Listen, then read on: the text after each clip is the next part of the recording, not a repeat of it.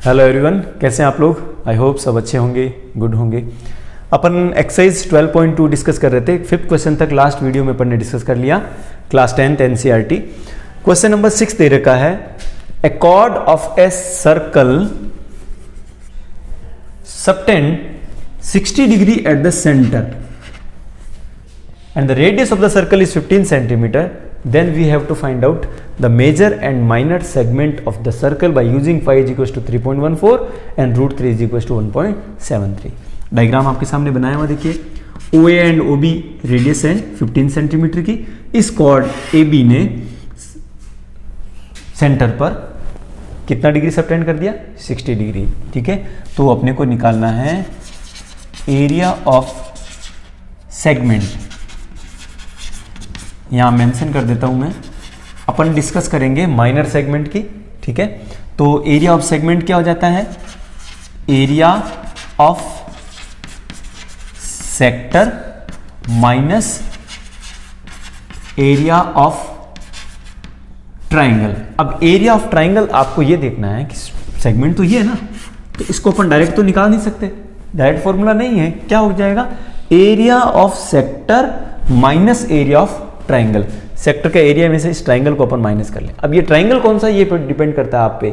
क्या यहाँ 60 दे रखा है, जब भी एंगल 60 दे रखा हो सेंटर पर, दोनों रेडियस इक्वल है, तो आपको पता है ना इन तीनों एंगल का सम 180 हो जाएगा। ये 60 है तो ये दोनों इक्वल होंगे, इक्वल साइड्स के अपोजिट एंगल इक्वल होंगे। तो यहाँ पे क्या हो जाएगा, 180 माइनस 60 करेंगे तो 120। अब 120 को इक्वल टू पार्ट में करोगे तो ये 20 हो जाएगा। यानी कि यहां पर एरिया ऑफ जो ट्राइंगल है वो कौन सा ट्राइंगल है, इक्विलेटरल ट्राइंगल। इक्विलेटरल ट्राइंगल, बस ये छोटी सी बात ध्यान रखनी है आपको। तो फॉर्मूला लिखें, theta upon 360 into pi r square, this is the area of the sector, minus area of the equilateral triangle. Equilateral triangle का एरिया क्या होता है, √3/4 into side square. This is the formula for the equilateral triangle.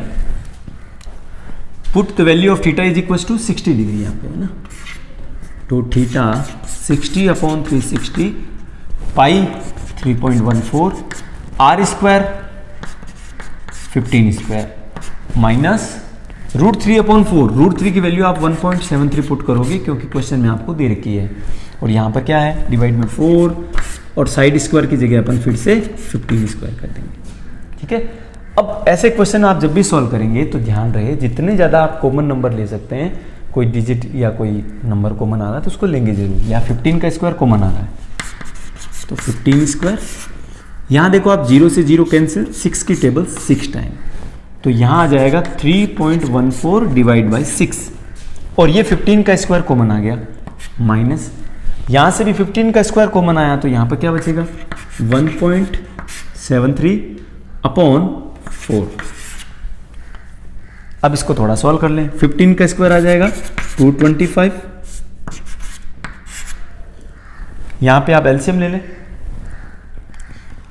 क्या आ जाएगा LCM, 6 और 4 का 6 2 जा 12 आ जाएगा। तो यहाँ पे 6 की भी टेबल जा रही है और 4 की भी अपन दे सकते हैं।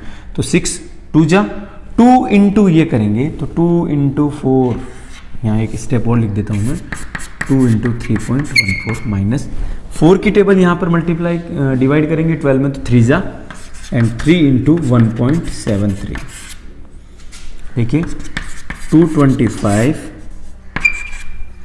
डिवाइड में है 12, 4 2 जा 8, 2 1 जा 2, 3 2 जा 6 एंड डेसिमल लग गया तो 6.28 बन गया, माइनस 3 3 जा 9, 3 7 जा 21, कैरी 2, 3 1 जा 3 और 2 5, 2 डिजिट के बाद में डेसिमल लगा दिया। तो ये आपको कितना दे रहा है, देखिए 225, 8 माइनस 9, तो 18 माइनस 9 करोगे तो 9 आ जाएगा, आपने कैरी ले ली। यहाँ पर 1 माइनस 1 तो ये हो गया 0, डेसिमल लग गया। और यहाँ पर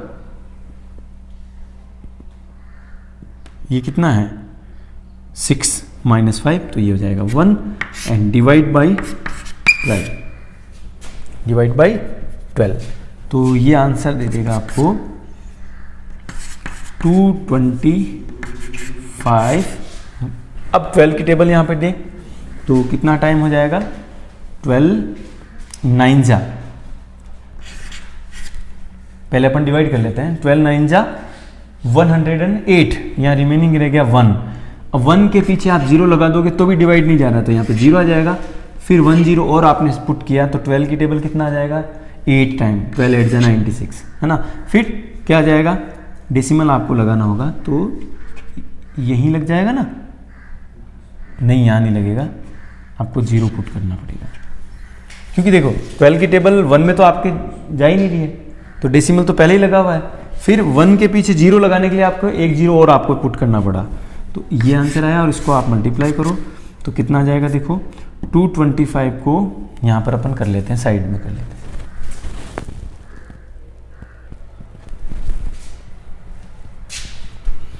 इनको आपने मल्टीप्लाई किया तो इस तरह से देखिए 225 को मल्टीप्लाई कर लिया अपन ने 908 से, तो जो आंसर आया फिर आपको यहाँ पे देखो 1 2 3 4 डिजिट के बाद में डेसिमल लगाना था, है ना। तो ये जो आया है वैल्यू, ये मल्टीप्लाई करने पर आया, डेसिमल लगाया 4 डिजिट 1 2 3 4, तो यहाँ पर डेसिमल लग जाएगा, तो आंसर आ जाएगा 20.43 सेंटीमीटर स्क्वायर। ठीक है, अब अपन निकालेंगे मेजर सेगमेंट। तो मेजर सेगमेंट क्या हो जाएगा, area of circle, area of complete circle minus area of minor segment. तो क्या किया, टोटल सर्कल का जो एरिया है उसमें से हमने ये जो 20.43 है उसको माइनस कर लेंगे, तो इसकी तो वैल्यू आपको पड़ी निकाल रखी है 20.43, यहां आ जाएगा area of circle pi r square, तो पाई की value 3.14 into r square 15 square minus 20.43, तो ये आ जाएगा देखिए 3.14 इंटू 225 माइनस 20.43। यहां तक कोई डाउट नहीं। अब इनको मल्टीप्लाई करो, 3.14 को 225 से मल्टीप्लाई कर लेते हैं, तो एक बार आप पॉइंट भूल जाइए, तो ये कितना हो गया देखिए 5 4 जा 20 कैरी 2, 5 1 जा 5 और 2 7, 5 3 जा 15, 2 4 जा 8, 2 1 जा 2, 2 3 जा 6, यही रिपीट कर लेंगे 8 2 6, तो आंसर आ जाएगा 0 8 7 15 कैरी 1 1 और 5 6 और 2 8 8 एंड 8 16 16 का 6 1 हो गया कैरी 1 और 1 2 2 8 2 एंड 6 8 8 और 2 10, ठीक है, कैरी 1 हो गया, तो यहाँ पे आ जाएगा 70650 70650। डेसिमल कहाँ लगाना, 2 डिजिट के बाद में, तो 1 2 के बाद में आपने डेसिमल लगाया माइनस 20.43। अब यहाँ पर आपको माइनस करना है, तो कितना आ जाएगा चेक करो, ठीक है, 0 माइनस 3, तो ये हो गया 10 माइनस 3 इक्वल टू 7।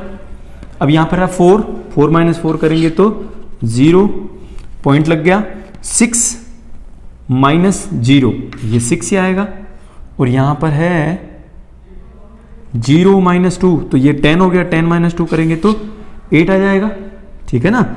और यहां पर रह जाएगा 7 माइनस, क्यों एक कैरी दे दिए तो 6, तो 686.07 centimetre square. This is the right answer for the major segment, area of major segment, area of major segment. और मैंने आपको बताया इसको आप एरिया ऑफ माइनर सेगमेंट वही फॉर्मूले से भी कर सकते हैं, ठीक है। अगला क्वेश्चन देखते हैं, स्क्रीनशॉट ले लेना और कॉपी में लिख लेना। क्वेश्चन नंबर 7 देखिए, a chord of a circle of radius 12 cm subtend an angle of 120 degree at the center, then find the area of the corresponding segment। इसका मतलब क्या हो गया कि एक सर्कल रेडियस 12 सेंटीमीटर है और ये जो कॉर्ड है वह इसका नाम अपन ये भी दे दें, सेंटर है वो O है, तो कॉर्ड ने सेंटर पर 120 का एंगल सबटेंड किया है, ठीक है, तो इसको अपन 120 डिग्री यहाँ पे लिख देंगे। अब अपने को एरिया ऑफ द करस्पॉन्डिंग यानी कि 120 के करस्पॉन्डिंग जो सेगमेंट है उसका एरिया अपने को निकालना है। तो आप जानते हो सबसे पहले तो radius of the circle is equal to 12 centimetre, central angle है वो 120 डिग्री दे रखा है, दो इंफॉर्मेशन हो गई। अब आपको निकालना क्या है, एरिया ऑफ द सेगमेंट। तो अपन कह दे area of the segment. Segment कौन सा हो जाएगा, माइनर हो जाएगा, क्योंकि करस्पॉन्डिंग एंगल 120 के अकॉर्डिंग माइनर सेगमेंट हो जाएगा। यहाँ 120 से अगर ज़्यादा बड़ा होता ना तो वो अपने आप क्या हो जाता है, मेजर हो जाता। और सेगमेंट का एरिया क्या होता है, area of the sector minus area of the sector minus area of the triangle. अब अपने को क्या क्या करना है वो फॉर्मूला एस्टेब्लिश होने के बाद में आपको बिल्कुल अच्छे से पता लग जाएगा। यहाँ तक आप बिल्कुल सिंपल प्रोसेस में चले, चाहे यहाँ पर एंगल 60 होता, 90 होता या कुछ और। तो यहाँ 60 और 90 से तो अपन ने सीधा यहाँ पे फॉर्मूला लगा दिया था एरिया ऑफ द, अगर 60 था तो यहाँ पर इक्विलेटरल ट्राइंगल का 1√3/4 इंटू साइड स्क्वायर, और यहाँ 90 डिग्री होता है तो 1/2 इंटू बेस इंटू हाइट। लेकिन जब एंगल 120 है तब हमारे पास इस ट्राइंगल का एरिया नहीं पता। तो θ/360 into pi r square minus 1/2 base into height, यानी कि यहाँ बेस इंटू हाइट की जगह ये भी लिख सकते हैं, बेस हो जाएगा AB इंटू हाइट जो है वो ये हो जाएगी। अपन यहाँ से एक परपेंडिकुलर ड्रॉ कर देते हैं, इसका नाम दे देते हैं M, ठीक है। तो OM हो जाएगी इसकी हाइट। तो अपना एम है AB और OM को फाइंड आउट करना, क्योंकि हमारे पास थीटा और R ऑलरेडी है। तो क्या करेंगे, मैं यहाँ पे ड्रॉ करता हूँ OA और यहाँ है मिड पॉइंट M और ये है यहाँ पर पॉइंट B। आप जानते हो कि perpendicular drawn from the centre of the circle to the chord bisect the chord. इसका मतलब यहाँ पर ये जो कॉर्ड है M पॉइंट पर बाइसेक्ट होती है।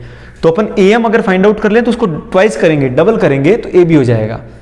चलिए, उसका मतलब है कि आपको ये 12 दे रखी है, AM फाइंड आउट करनी है।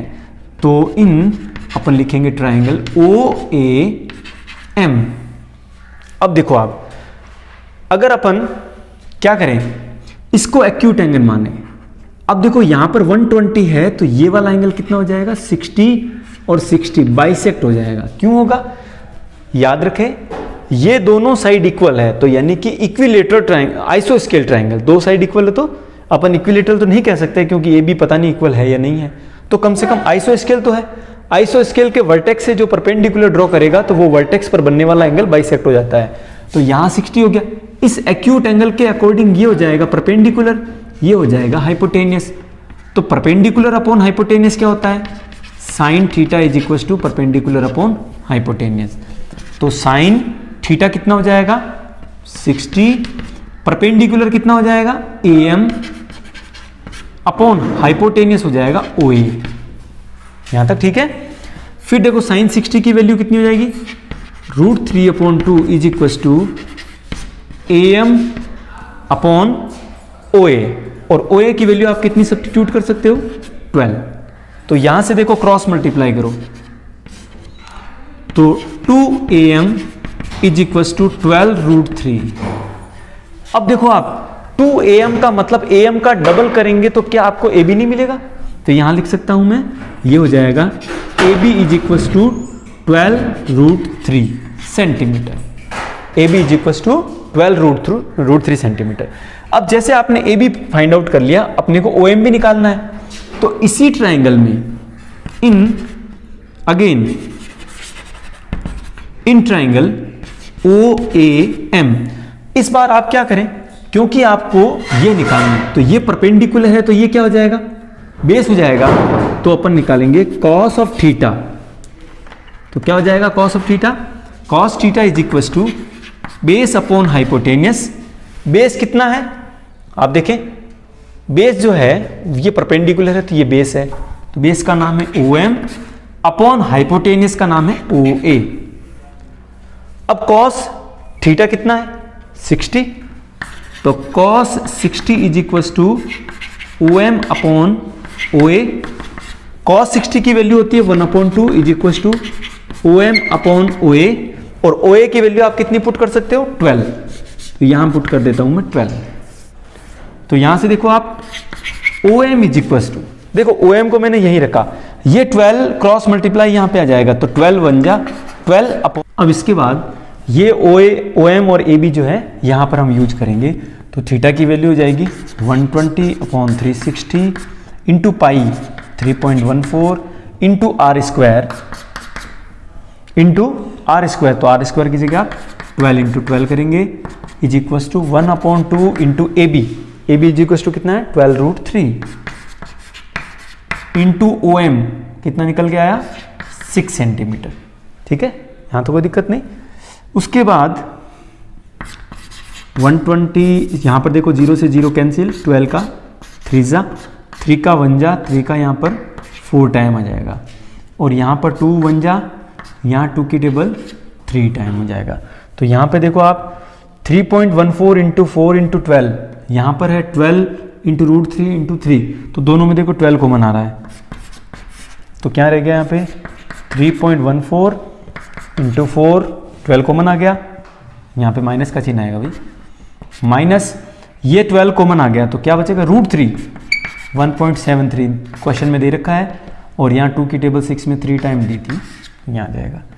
तो 12 इंटू, अब मल्टीप्लाई करते हैं, तो 4 4 जा 16 कैरी 1, 4 1 जा 4 एंड 1 5, 4 3 जा 12 माइनस 3 3 जा 9, 3 7 जा 21 कैरी का 2, 3 1 जा 3 एंड 1, 3 एंड 2 5, माइनस करो, देखिए ये 6 माइनस 9 होगा नहीं, तो कैरी लिया, तो 16 माइनस 9, तो ये आ जाएगा 7, यहाँ पे है 4 माइनस 1, ये हो गया 3, एंड यहाँ पे 2 है, तो यहाँ पे 12 ही काउंट कर लेते हैं, 12 माइनस 5 करेंगे तो 7, और 2 डिजिट के बाद में डेसिमल लग जाएगा। ठीक है, इन दोनों को मल्टीप्लाई करो 12 को, तो 12 7 जा 84, 84 का 4, 8 कैरी का 8, 12 3 जा 36 एंड 8 44 कैरी के 4 आ जाएंगे, और 12 7 जा फिर से 84 एंड 4, तो ये आ जाएगा 88, तो 88.44 centimetre square. This is the area of the corresponding segment, area of the required corresponding segment 84.44 centimetre square. ठीक है, स्क्रीनशॉट ले ले। क्वेश्चन नंबर अपना 8 क्या दे रखा है, a horse is tied at a corner of a peg of a square garden by a rope of 5 metre, then we have to find out the area of the garden where horse can graze.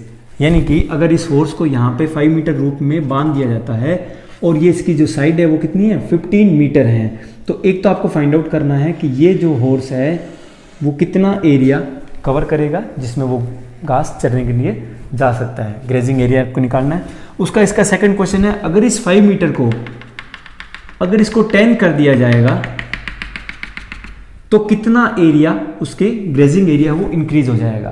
तो ये अपन दोनों इसमें discuss करने वाले हैं। तो अपन कह सकते हैं साइड ऑफ स्क्वायर कितना हो गया,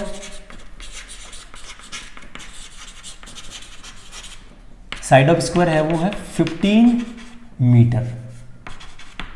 ठीक है, अब यहां से जो इसकी जो रूफ है वो कितनी है 5 मीटर है। इसका मतलब देखिए, इसको अगर मैं स्ट्रेट बना लूं, ये वाली इसको आपने क्या बना लिया स्ट्रेट 5 मीटर, तो आप देख सकते हैं कि यहां पर एक सर्कल का एक पार्ट बन रहा है, क्वाड्रेंट बन रहा है। चेक करो आप, तो क्वाड्रेंट बन रहा है और ये इसकी क्या है रेडियस के इक्वल हो जाएगा। तो ये वाला जो पोर्शन है वो भी कितना हो गया 5 मीटर हो गया। तो अपने को एक्चुअल में जो हॉर्स के लिए जो ग्रेजिंग एरिया है ना वो एक तक एरिया ऑफ द क्वाड्रेंट है ना। तो ये इसकी रेडियस कितनी हो गई, जो उसकी रूप है ना वो उसकी रेडियस हो जाएगी। तो अपन निकालेंगे area grazing area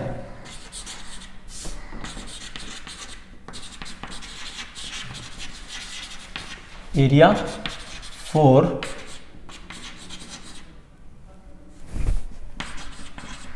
horse is equal to area of sector. Area of sector भी कह सकते हैं या आप इसको एरिया ऑफ क्वाड्रेंट भी कह सकते हैं। एरिया ऑफ द सेक्टर भी कह सकते हैं और एरिया ऑफ क्वाड्रेंट भी कह सकते हैं। दोनों ही केस में आपका आंसर सही होगा।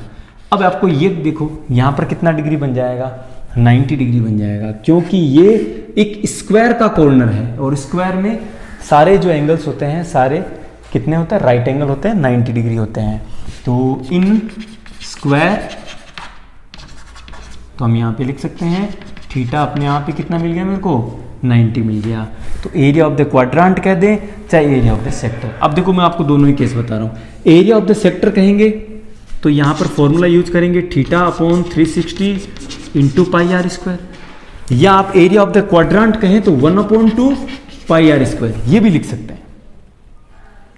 यानी कि सर्कल का जो एरिया है उसका 1/4 है वो क्वाड्रेंट होता है। अब ये 1/4 कहां से आया, देखो यहां समझ लो, यहां पर थीटा आपका कितना है 90, तो 90/360 इंटू पाई।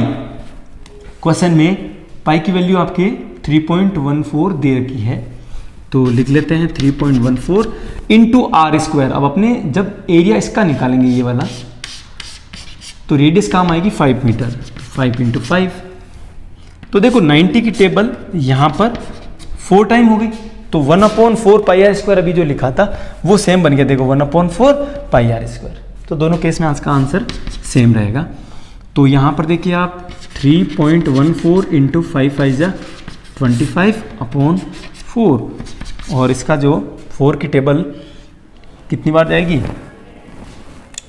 हाँ पहले मल्टीप्लाई करें डिवाइड करें कोई फ़र्क नहीं पड़ता। 4 की टेबल पहले डेसिमल लगा देता हूँ क्योंकि 3 में डिवाइड नहीं हो सकता 4 का, तो 31 हो गया, 7 4 जा 21, रिमेनिंग 3 4 34 हो गया। तो यहाँ पर 4 8 जा 32, रिमेनिंग 2 का 2 0 20 हो गया, 4 5 जा 20 हो जाएगा, और इनटू में है 25, इनको मल्टीप्लाई करो तो 25 5 जा 125 कैरी का 12, 25 8 जा 212, तो यहाँ पे 212 है ना, तो यहाँ पे 2 हो गया, तो 21 आपकी कैरी रह जाएगी। 25 7 जा ये कितना हो जाएगा 175, और 21 ये है तो ये हो गया 691, तो 196, एंड 3 डिजिट के बाद डेसिमल प्लेस करना है तो यहाँ पे आ जाएगा। तो जो आंसर है कितना आ जाएगा 19.625 centimetre square. This is the area for the grass, area of the grass of the garden to graze by the horse. तो यानी कि यह आंसर आ गया। अब अगला पार्ट वो क्या कह रहा है कि इस 5 मीटर रूप को वो एक्सटेंड कर देता है, मान लीजिए 10 मीटर बना देता है। तो इन केस में आप क्या हो गया, इस बार ये वाला सर्कल बन जाएगा। अब ये वाला जो एरिया है उसने टोटल नहीं पूछा है, उसने पूछा कि एरिया विच इज इंक्रीज, पहले तो यहां तक था अब यहां तक हो गया, तो जो एरिया इंक्रीज हुआ है वो आपको निकालना है। तो इस बार क्या हो गया, थीटा वो का वो 90 डिग्री है, रेडियस अब 5 की जगह रिप्लेस कितनी हो गई है 10 सेंटीमीटर की, ठीक है। तो आप लिखोगे increased area is equal to क्या हो जाएगा, ये वाला भी एक सेक्टर है और ये भी एक सेक्टर था पहले वाला, तो क्या करें दोनों को माइनस कर ले। तो आप यूं लिख सकते हैं एरिया ऑफ सेक्टर। अब देखो इसको मैं फर्स्ट कह रहा हूं minus area of the sector second, area of the sector first minus area of the sector first second.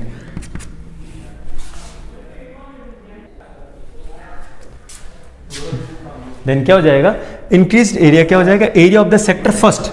ध्यान रहे कि सेक्टर फर्स्ट में जो रेडियस है ना उसको आप 10 सेंटीमीटर ले रहे हो, and area of the sector second उसमें आपकी जो रेडियस है वो 5 सेंटीमीटर ले रहे हैं।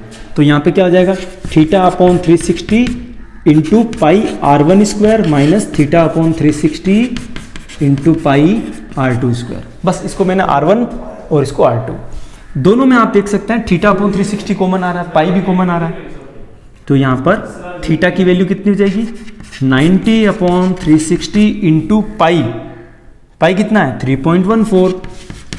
तो देखो मैंने ये कॉमन ले लिया, थीटा अपॉन 360 इंटू पाई दोनों में है, कॉमन लिया, R1² माइनस R2²। बस आपको ध्यान ये रखना है R1 जो है पहले बड़े वाले सेक्टर में से जो छोटा वाला उसको माइनस करेंगे, तो R1 है वो 10² और R2 है वो कितना हो जाएगा 5²।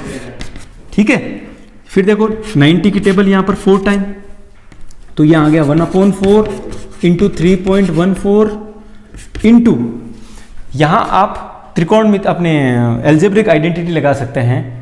क्या लगा सकते हैं, A² माइनस B², ये होता है A plus B A minus B. देखो ओरल हो जाएगा, 10 + 5 कितना हो गया 15, और 10 - 5 करोगे तो कितना आएगा 5, तो 15 इंटू 5 75। और नहीं तो कोई बात नहीं, आप ऐसे भी कर सकते हैं, देखो 10 का स्क्वायर 100 आएगा और 5 का स्क्वायर 25 आएगा, तो भी 100 - 25 करोगे तो 75 आएगा।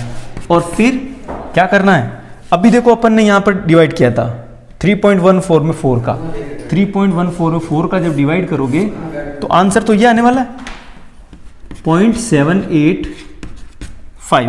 अभी किया था, वीडियो को थोड़ा पॉज करके देख लेना, तो 0.785 इंटू 75, और जब इन दोनों को गुणा करोगे, मल्टीप्लाई करोगे, तो आपको जो आंसर आएगा वो आ जाएगा 58.875 सेंटीमीटर स्क्वायर। यह है इंक्रीज्ड एरिया, ध्यान रखना केवल ये वाला पोर्शन। ठीक है, वीडियो को पॉज करके कॉपी में लिखे और अगला क्वेश्चन करते हैं। Question number 9, A brooch is made with a silver wire of diameter 35 centimeter. Diameter 35 centimeter, and the silver wire also used to make 5 diameters. यहाँ पर है वो 1 2 3 4 5, ये 5 diameters इसने यूज किए हैं। Then we have to find out the length of the wire required to make this brooch, यानी कि टोटल वायर जो आपको लगा है वो। अब ध्यान देना, जब यहाँ पर 5 डायमीटर्स आए, इसका मतलब यहाँ पर जो सेंट्रल एंगल या यूं कह दूं 360 वाला जो एंगल था, ये ब्रूच है वो टोटल कितने पार्ट में डिवाइड हो गया,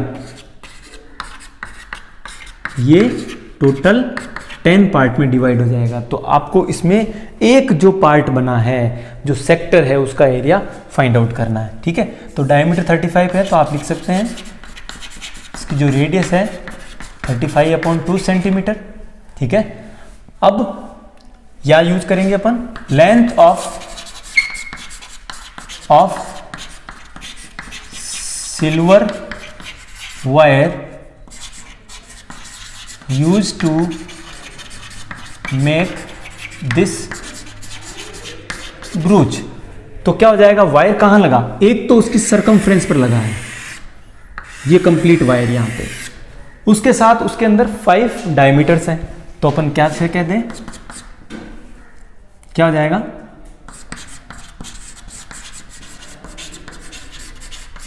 सरकमफ्रेंस ऑफ द सर्कुलर ब्रूच, है ना, मैं इसको सर्कल नाम दे रहा हूं, प्लस 5 इंटू डायमीटर, क्योंकि इसके अंदर 5 डायमीटर्स भी यूज हो रहे हैं। अब circumference of the circle, you know that pi r, 2 pi r plus 5 into diameter, it is given to you 35 centimetre. यहाँ से देखिए 2 इंटू, यहाँ जो पाई की वैल्यू है वो भी कुछ वैल्यू दे रखी है क्या, नहीं दे रखी है ना, the total length of wire, तो 2 into pi 22/7 into r, and the r is 35/2 plus इसको मल्टीप्लाई कर ले, 5 5 जा 25 कैरी 2, 5 3 जा 15 इंटू 17, यहाँ से देखिए 7 1 जा 7 5 जा, एंड 2 से 2 कैंसिल हो गया, तो 22 5 जा 110 प्लस 175, तो यहाँ पे कितना हो जाएगा 285 सेंटीमीटर। ये इसका फर्स्ट पार्ट हो गया। तो ये जो टोटल ब्रूच और उसमें 5 डायमीटर्स लगाने में आपको सिल्वर वायर की लेंथ जो है वो कितनी चाहिएगी, 285। ठीक है, अब इसका सेकंड क्या दे रखा है, the area of the each sector of the brooch, area of the each sector of the brooch is equal to theta upon 360 into pi r square, क्योंकि ये एरिया ऑफ द सेक्टर होता है। इसकी जगह आप डायरेक्ट ये formula भी use कर सकते हैं 1/10 इंटू पाई आर स्क्वायर। क्यों? क्योंकि इस सर्कल का ये जो ब्रूच का एक सेक्टर है, ये चेक कीजिए आप, ये इस सर्कल का 10th पार्ट है, क्योंकि 10 इक्वल सेक्टर्स है इसमें, तो 1/10 करें या ये करें, दोनों केस में आंसर सेम होगा। अब अगर आपने ये लिखा है तो आपको थीटा निकालना पड़ेगा, तो थीटा कहां से आएगा, थीटा आ जाएगा central angle,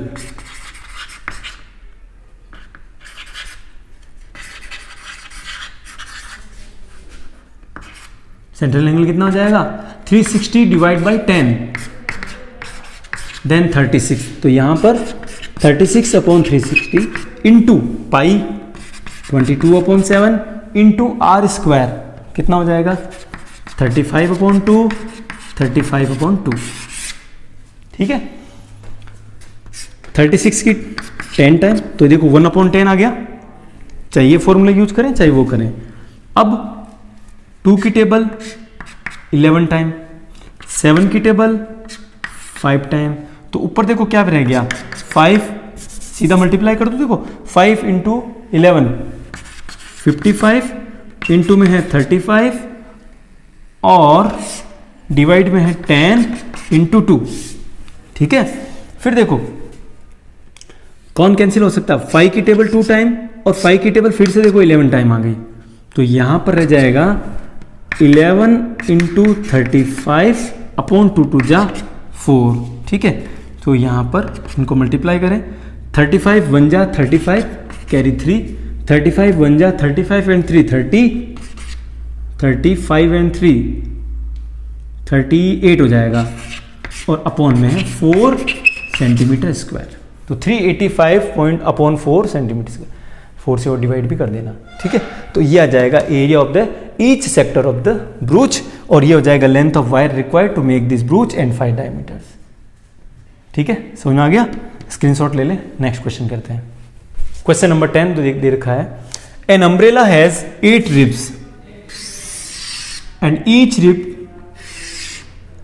separated by equal length 1 2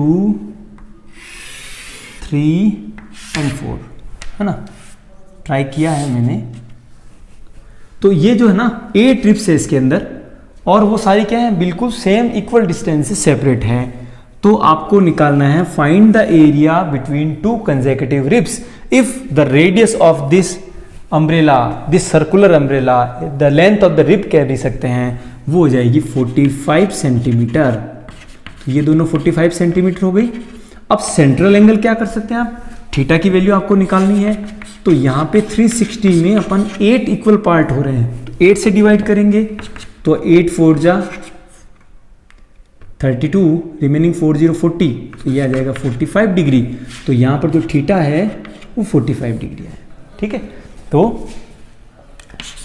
upon start करें, length of the ribs is equal to, length of the ribs कितनी दे रखी है 45 सेंटीमीटर, है ना, यही इसकी क्या हो जाएगी रेडियस हो जाएगी। सेंट्रल एंगल जैसा कि मैंने अभी पहले बताया वहां पर 45 डिग्री है। अब अपने को निकालना है area between 2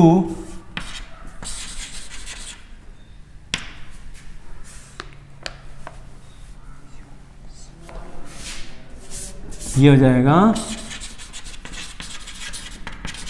consecutive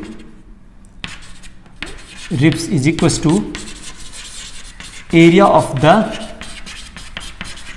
sector, area of the sector के इक्वल हो जाएगा ना। तो अब यहां पे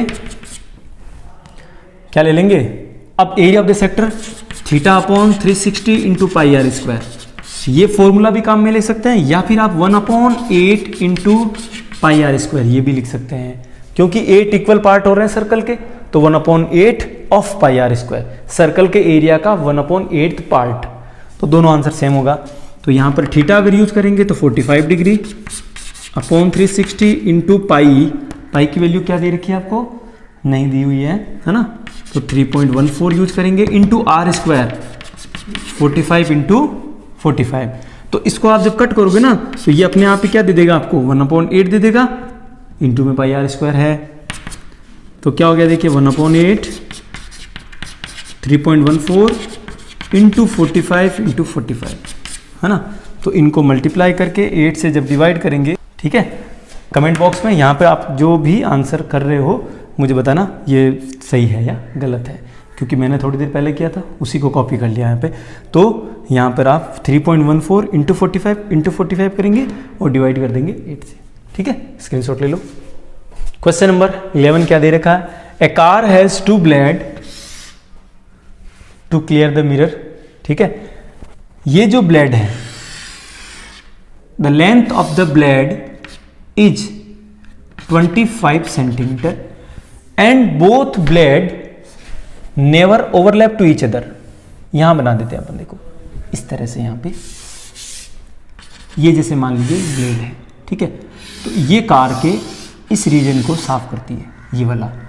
अब मान लीजिए ये यहां तक आती है, तो ये वाला जो एंगल है ना यहां से लेकर के यहां तक ये है 115, और सिमिलर एक ब्लेड यहां पर लगी हुई है जो सेम यही काम करती है, जैसे मान लीजिए इस तरह से, तो ये इस तरह से, तो कुल मिलाकर ये सेम ही एरिया यहां पर रिपीट होगा, ठीक है, और वो एक दूसरे को ओवरलैप भी नहीं करती है। तो आपको निकालना है कि उस जो ब्लेड्स हैं उन्होंने कितना एरिया क्लियर किया है। तो यहां पे लिख दें लेंथ ऑफ द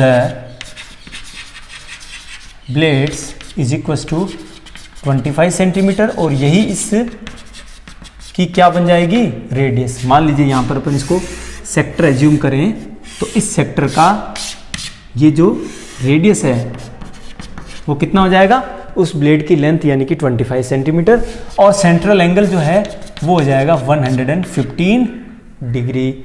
अब एरिया क्लीन्ड बाय ए ब्लेड, एक ब्लेड की बात करूं तो वो क्या जाएगा, एरिया ऑफ सेक्टर के, है ना, तो कितना आ जाएगा theta upon 360 into pi r square, ठीक है। अब अपन बात करें एरिया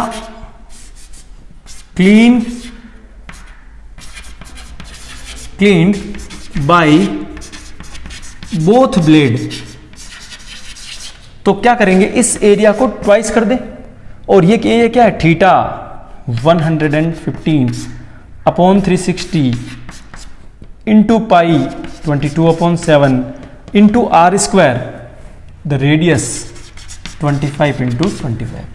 बस इसको जैसे सॉल्व करेंगे आंसर आ जाएगा। तो देखिए कैंसिल के कौन कौन हो रहे हैं, 2 की टेबल 180 टाइम, 2 की टेबल 11 टाइम, 2 की टेबल 19 टाइम 90, ये 2 कैंसिल हो गया। अब यहाँ ऊपर है 115, यहाँ कर लेता हूँ मैं, अपॉन में है 90, इनटू में और क्या बच गया 11/7, और ये 25 इंटू 25 625। फिर 5 की टेबल कितना हो जाएगा 23, और यहाँ 5 की टेबल 5 1 जा 4040 18 टाइम, सही है ना।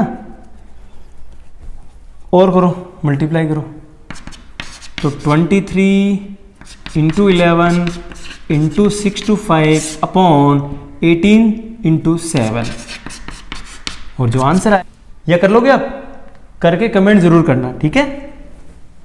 क्वेश्चन नंबर 12 क्या दे रखा है, एक लाइट हाउस है, अंडर वाटर रॉक्स जो होती है वहां पर शिप्स को वार्न करने के लिए यहाँ पर एक लाइट हाउस लगाया हुआ है।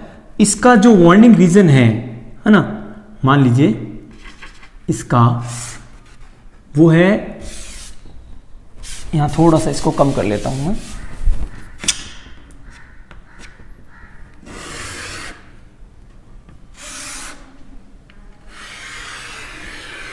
ये मान लीजिए। तो यहाँ पर जो एंगल है वो है 80 डिग्री, और ये समुद्र में इस रीजन से लेकर के इस रीजन तक वो वार्निंग दे सकता है। और ये जो लेंथ है वो है 16.5 किलोमीटर। तो ये भी कितनी हो जाएगी, 16.5 किलोमीटर। ठीक है, तो we have to find out the area warned by using this light on the lighthouse. ठीक है, तो theta is equal to 80 degree. Sector यहां पर बन रहा है, उसकी जो लेंथ है, उसकी जो रेडियस है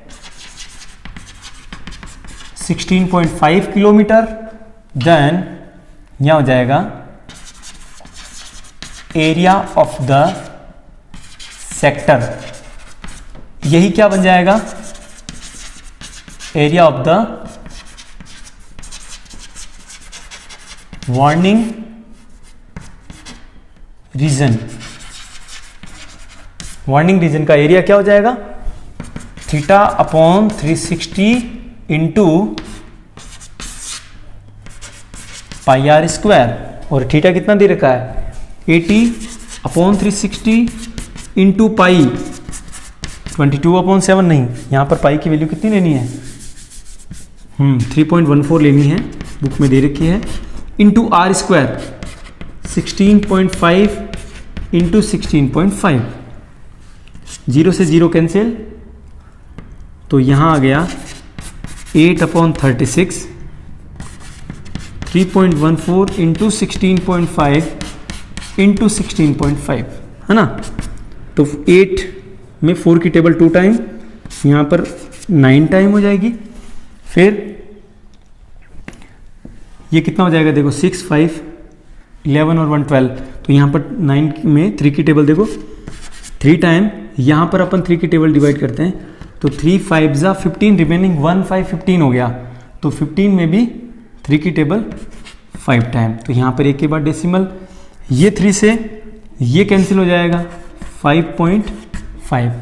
तो ये जो आंसर आएगा वो कितना हो जाएगा, देखिए 2 को मल्टीप्लाई कर दो, 4 2 जा 8, 2 1 जा 2.23 जा 6 इंटू 5.5 इंटू 5.5, 5.5 इंटू 5.5, जो आंसर आया वो किस में आएगा, किलोमीटर स्क्वायर में आएगा, क्योंकि ये जो रेडियस है वो किलोमीटर में है। ठीक है, तो कमेंट बॉक्स में ज़रूर लिखें कि यहाँ पर आपके कैलकुलेशन के बाद आंसर कितना आ रहा है।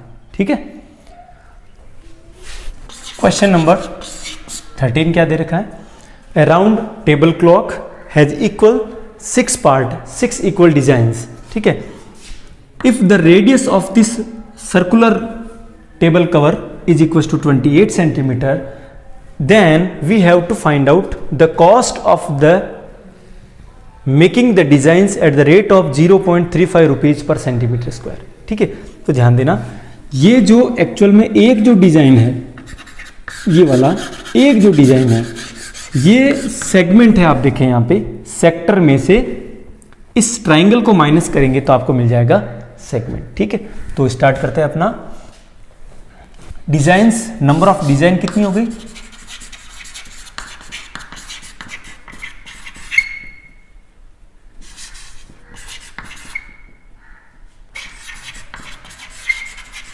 कितनी है, 6। तो सेंट्रल एंगल जो है वो 6 इक्वल पार्ट में डिवाइड हो जाएगा, तो यहां पर 60 डिग्री बन जाएगा, सब में इक्वली कितना हो जाएगा, 60 डिग्री। ठीक है, क्योंकि 360 में 6 का डिवाइड कर दिया। थीटा आ गया, रेडियस क्या दे रखी है, radius of the circular table cover, radius of the table cover is equal to 28 centimetre. ठीक है, तो आर मिल गया, थीटा मिल गया। अब अपने को ये जो डिजाइन है ना, तो अपन निकालें एरिया ऑफ द डिजाइन वो क्या हो जाएगा, area of the segment, area of the segment. और एरिया ऑफ द सेगमेंट क्या होता है, area of the sector minus area of the equilateral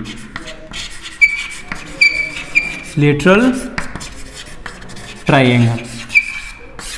यहां पर मैंने इक्विलेटरल ट्राइंगल क्यों कहा है, क्योंकि देखो ये रेडियस इक्वल और दोनों रेडियस के इक्वल में बीच में जब 60 डिग्री आता है तो ये आइसोस्केल ट्राइंगल का एक एंगल 60 हो तो बाकी के ये दोनों भी 60-60 यानी कि वो इक्विलेटरल ट्राइंगल होने वाला है। ठीक है, तो यहाँ पे फॉर्मूला लिखेंगे theta upon 360 into pi r square minus area of the equilateral triangle √3/4 into side square. यहां तक कोई डाउट नहीं है। अब theta 60 upon 360 into pi 22/7 into r square, और आर स्क्वायर जो दे रखा है वो 28 स्क्वायर, √3 की वैल्यू है वो बुक में दे रखी है 1.7/4 इंटू साइड स्क्वायर करेंगे तो इस इक्विलेटरल ट्राइंगल का साइड भी कितना है 28 है। यहां से आप देखो 28 इंटू 28 यानी 28 का स्क्वायर आपने क्या ले लिया, कॉमन ले लिया। तो यहां पर देखो 0 से 0 कैंसिल, 6 की टेबल 6 टाइम 36 में, उसके बाद देखो 2 की टेबल 3 टाइम और यहाँ 2 की टेबल 11 टाइम। तो अब आप चेक करो तो यहाँ रहेगा 11 और नीचे यहाँ पर है 7 3 जा 21 माइनस यहाँ पर 28 का स्क्वायर आपने कॉमन ले लिया तो 1.7/4। यहाँ तक कोई दिक्कत नहीं। अब 28 का जब स्क्वायर करेंगे तो 28 इंटू 28 784 आ जाएगा। यहाँ पर एलसीएम ले लेंगे 21 और 4 का कितना आएगा 21 4 जा 84, ये इसका एलसीएम आएगा। तो 21 4 टाइम हो जाएगा, 4 इंटू 11 44 माइनस 4 की टेबल 21 टाइम, तो 21 इंटू 1.7 अगर बात करें तो 17 1 जा 17 कैरी 1 17 2 जा 34 एंड 1 35, एक के बाद डेसिमल, तो यहाँ पर आ जाएगा 35.7। ठीक है, क्लियर है यहाँ तक। अब ये जो आंसर है ना वो किस में है, सेंटीमीटर स्क्वायर में है, और इस सेंटीमीटर स्क्वायर में जो आंसर आया है उसको मल्टीप्लाई किससे कर देना है 0.35 से। ठीक है, ट्राई करते हैं। 784 डिवाइड में है 84, माइनस कर देंगे तो कितना रह जाएगा, देखिए 35 माइनस करोगे तो 9, ये हो जाएगा 8.3।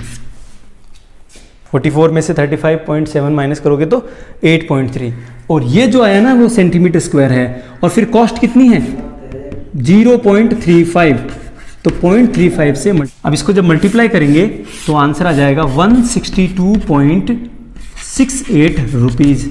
चेक करना ये आंसर सही है या गलत है, कमेंट बॉक्स में बताना, और वीडियो अच्छा लगे तो लाइक कीजिएगा, शेयर कीजिएगा, और चैनल पर पहली बार विजिट किए तो सब्सक्राइब करें। Thank you so much.